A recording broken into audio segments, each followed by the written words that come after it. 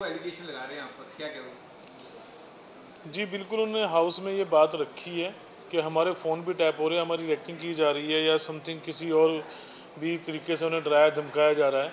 तो मैंने उन्हें कहा भी आप अपनी कंप्लेंट दीजिए, पूरा हाउस आपके साथ अगर ऐसा कुछ हो रहा है। लेकिन जो एलिगेशन लगाए हैं उन्हें कोई साबित करने का कुछ तो हो।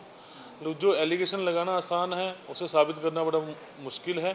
और जिस तरह से उन्होंने पंजाब सरकार के ऊपर आरोप लगाए हैं वो निराधार हैं, ऐसा कुछ भी नहीं है जैसा वो बोल रहे हैं। वो तो ये भी कह रहे हैं कि मेयर का भी फोन टैप हो रहा है, जब से वो मेयर बने उनका भी फोन टैप नहीं, किया मेरा फ़ोन तो यहीं पर पड़ा है, कोई टाइपिंग नहीं है, कोई मुझे ऐसा कोई धमकी नहीं आ रही है, ऐसा कुछ भी नहीं है जैसा वो बोल रहे हैं। ये देखिए, लोकतंत्र की एक अच्छी विशेषता ये है कि अपना हर बंदा अपनी आवाज़ रख सकता है, और आवाज़ रखने में वो कुछ भी बोल दे उसे साबित नहीं कर सकता। बेशक ऐसा कभी नहीं देखा गया कि पार्शियल एलिगेशन लगाए कि पंजाब सरकार उनका फोन टैप कर रही है। आपको क्या लगता है इनका इसके पीछे मकसद क्या है, ये क्यों बोल रहे हैं? वो लगातार ये भी कह रहे हैं कि उन्हें टारगेट किया जा रहा है, 2 ही पार्षदों को। देखिए, अगर मैं बात रखूं बीजेपी की, तो बीजेपी स्टार्टिंग से लेके इन इलेक्शनों से, जो मेरे इलेक्शन हुए हैं, षड्यंत्र से भरी हुई है। आप देखेंगे किस तरह से इन्होंने यहाँ पर एक हमारे साथी काउंसलर को किडनैप करने की कोशिश की गई, किस तरह से हत्यापाई की गई, किस तरह से इसी हाउस के अंदर लोकतंत्र की हत्या की गई। उस पर कोई बोलने के लिए तैयार नहीं है, उस पर कोई बात करने के लिए तैयार नहीं है। तो ये आज भी किसी न किसी राजनीतिक मुद्दे से ही ये बातें कर रहे हैं, और ऐसा कुछ भी नहीं है जैसा वो बोल रहे हैं। सर, अनिल मसीह को लेकर आज फिर से घेरा गया आम आदमी पार्टी के पार्षदों द्वारा, आप क्या कहेंगे? जी, उसमें मैंने बोला है कि वो सब जुडिशनल है, सुप्रीम कोर्ट में चल रहा है केस, तो हम एक बंदे को बार बार टारगेट ना करें। अब वो तो आपको ही पता है कि किन विवशताओं के कारण उसने ऐसा किया होगा, नहीं तो कोई भी इंसान कैमरे के सामने ऐसा नहीं करता। कहीं ना कहीं ऊपर से बहुत ज़्यादा प्रेशर रहा होगा बीजेपी का, तभी उसने ऐसा काम किया। मेयर साहब को जो टैक्सी स्टैंड वाला जो मामला आया है, वही टेंडरिंग होने से पहले, उस पूरे मसले पर क्या हुआ है, अब क्या फैसला हुआ? अभी वो विचाराधीन है, लंच समय हो गया था तो अभी उसे रोका गया है। उसमें एक कमेटी का प्रावधान आया है काउंसलरों की तरफ से, तो कमेटी भी बनाई जाएगी, उसमें काउंसलर भी इन्वॉल्व होंगे और इनटू मेयर। एक्सटेंशन दी जाएगी उन्हें टैक्सी स्टैंड वालों को? बिल्कुल, अभी इसमें विचाराधीन है और मुझे लगता है कहीं ना कहीं से विचार करके एक्सटेंशन दी जाएगी। मेयर साहब, एक जो लगातार सर ई टेंडरिंग का क्यों विरोध हो रहा है? ई टेंडरिंग का उन्होंने कहा जी हर साल जो है इसे लाया जाएगा, तो सभी काउंसलर का मत एक है कि इसे करीबन 5 साल के लिए करना जाना चाहिए। इसमें ई टेंडरिंग में क्या होता है कि जो हमारे बड़े कॉन्ट्रैक्टर हैं वो छोटे कॉन्ट्रैक्टर को आगे नहीं आने देते, और वो मतलब उनकी जगह पे अपना बिजनेस ज़्यादा कब्जा कर लेते हैं। जो छोटे हमारे बिजनेसमैन हैं वो कहीं ना कहीं जो लोकल हैं चंडीगढ़ के, उनका आज कहीं ना कहीं दुर्दशा होने के कारण ज़्यादा रहता है। सदन में आकर विरोध किया कि उनके वार्ड के काम नहीं हो रहे, लगातार विरोध भी कर रहे हैं, वो आपके साथ ਇਹ ਪਹਿਲਾਂ ਵੀ ਮਸਲਾ ਕਈ ਵਾਰ ਉੱਠਿਆ ਵੀ ਅਫਸਰਸ਼ਾਹੀ ਨਹੀਂ ਸੁਣਦੀ ਹੈਗੀ। ਤੁਸੀਂ ਇਹਨੂੰ ਲੈ ਕੇ ਅੱਗੇ ਕੋਈ ਕਰ ਰਹੇ ਹੋ ਇਸ ਤਰ੍ਹਾਂ ਦਾ ਵੀ ਕਮ ਸੇ ਕਮ ਜਿਹੜੇ ਐਮਸੀਆਂ ਦੇ ਕੰਮ ਨੇਗੇ ਚਾਹੇ ਕਿਸੇ भी पार्टी का, तो वो प्राथमिकता देना? बिल्कुल, जनप्रतिनिधियों की बात सुनी जानी चाहिए, वो किसी भी वार्ड से हो, किसी भी पार्टी से हो, उनकी बात सुनी जानी चाहिए। मैं तो कहूँगा कि एमसी के अंदर नहीं, ये एडमिन के भी अंदर ये हमारी बातें रखी जानी चाहिए। वहाँ पर भी जो वो तानाशाही से अपने रूल लागू कर देते हैं, ऐसा नहीं होना चाहिए। गली क्रिकेट को लेकर भी बहुत सियासत हो रही है, कहा जा रहा है कि मेयर को और सांसद को ही नहीं किया गया, इसके साथ पार्षद जो भाजपा के अपने पार्षदों का नाम निशान। ऐसा है, वो उनका इंडिविजुअल अपना फैसला है। बीबीसीआई का अपने एक ब्रांच है यूटीसीए जो अपने क्रिकेट एसोसिएशन है, उसमें वो किसे इन्वॉल्व करते हैं किसे नहीं, उसमें तो मैं क्या ही विचार करूँगा। वो तो उनका बखूबी जो बयान है वो संजय टंडन जी दे सकते हैं।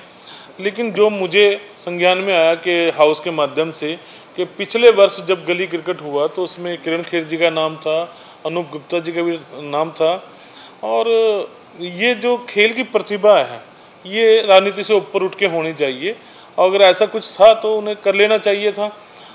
द्वेष भावना एक राजनीतिज्ञ हो सकती है, परंतु जब खेल भावना है तो उसमें सब कुछ भुला देना चाहिए।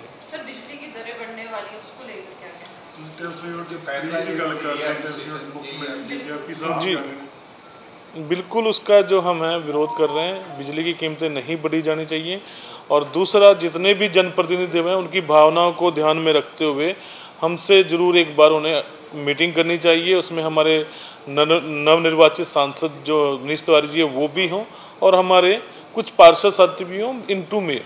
सर, विरोध तो आपने पानी के मुद्दे को भी लेके किया था, लेकिन पानी के रेट भी बढ़े।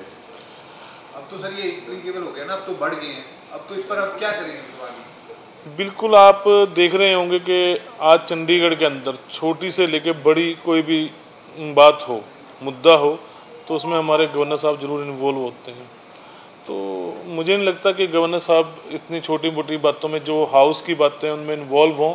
तो वो एलजी तक रहे तो ज़्यादा ठीक है, लेकिन उसमें तो हर चीज़ में अगर गवर्नर साहब इन्वॉल्व हो जाएंगे तो कैसे करेंगे? क्योंकि मेरी आंखों देखी डंपिंग के मामले में गवर्नर साहब इन्वॉल्व हो गए, पानी के मुद्दे पे गवर्नर साहब इन्वॉल्व हो गए, हम यहाँ से कोई एजेंडा मतलब पास करके भेजते हैं उसमें गवर्नर साहब इन्वॉल्व हो जाते हैं। तो कहीं ना कहीं ये जनप्रतिनिधियों को दरकिनार किया जा रहा है। वो अकेला ना तो आम आदमी पार्टी ना कांग्रेस, बल्कि बीजेपी को भी दरकिनार किया जा रहा है। और कहीं ना कहीं ये जो हो रहा है ये कहीं ना कहीं गलत है। सवाल इसी से कनेक्टेड है कि यूटी एडवाइजरी काउंसिल की मीटिंग पिछले साल अगस्त में हुई, उसके बाद कुछ नहीं हुई। उसमें सारे जितने भी राजनीतिक दल होते हैं और गैर राजनीतिक दल काउंसिलर सब इन्वॉल्व होते हैं, लेकिन गवर्नर साहब ने मतलब पिछले 1 साल से यूटी एडवाइजरी काउंसिल की कोई मीटिंग नहीं बुलाई।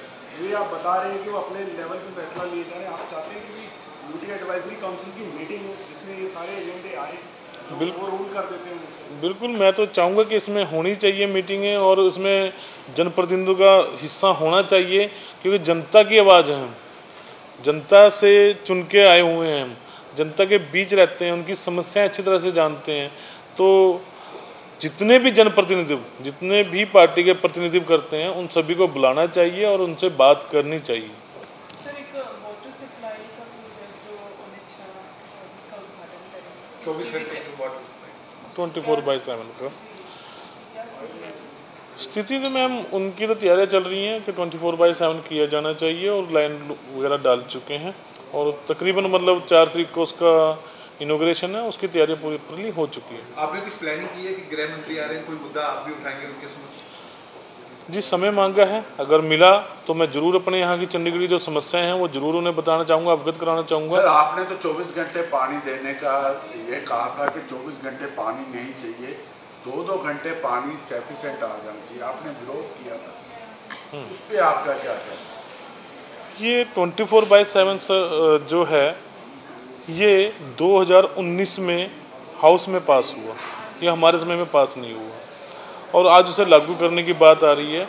तो हम तो आज भी अपनी बात पे कायम हैं कि हम चाहते हैं कि 24/7 की जगह 20,000 लीटर पानी बेसिक नीड लोगों को फ्री दी जानी चाहिए। सर, शामत जमीनों को लेकर बातचीत हुई है सदन में, क्योंकि ये भी काफी बड़ा मुद्दा है। नहीं, बिल्कुल शामलात ज़मीनों को लेकर जो बात हुई है उसमें ये हुआ है कि एक जो चीज़ है हमें अपना स्कूल को देना है, दूसरा कॉलेज को और तीसरा हमने डिस्पेंसरी को। तो उसमें साथी पार्षदों ने ये कहा कि हम अपनी ज़मीन बहुत जल्दी ही हम हाउस में पास करके भेज देते हैं, परंतु एडमिन की तरफ से अगर हमें कोई ज़मीन लेनी हो, में कोई प्रपोजल कुछ और चेंज कराना हो तो बहुत से चक्कर काटने पड़ते हैं। तो अगर हम यहाँ पर हाउस में पास करके भेजते हैं, ऐसे ही सॉफ्ट कॉर्नर उनकी तरफ से भी होना चाहिए अगर हम कुछ अपने वार्ड में डेवलपमेंट कराना चाहते हैं। जी, बहुत बहुत धन्यवाद।